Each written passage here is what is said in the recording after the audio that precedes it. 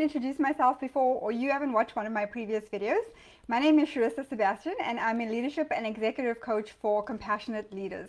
So I have a question for you today.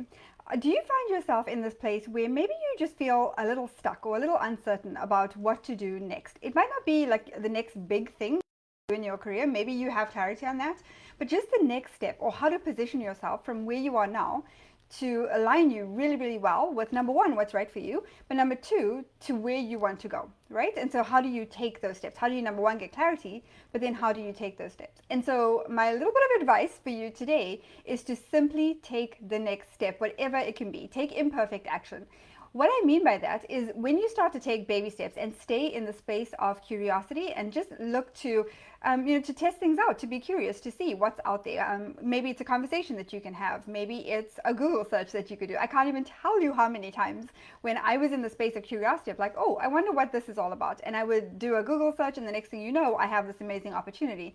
But it's in taking those steps and making those small moves that gets you so much closer, so much faster to where you want to go. And I can tell you also from my own experience, finding the right people to align with and to have those conversations with is absolutely critical.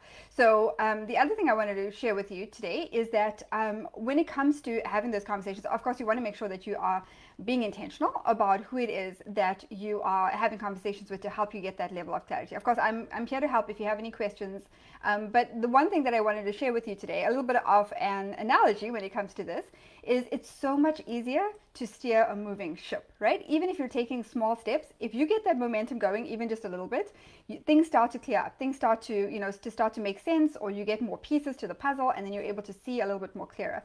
But sometimes it takes somebody who knows how to do that to help you to navigate that space. So if you want to go further faster, then I highly suggest that you get around people that are going to help you do that, and you are very intentional about who you allow to in that space to be able to help you to navigate this.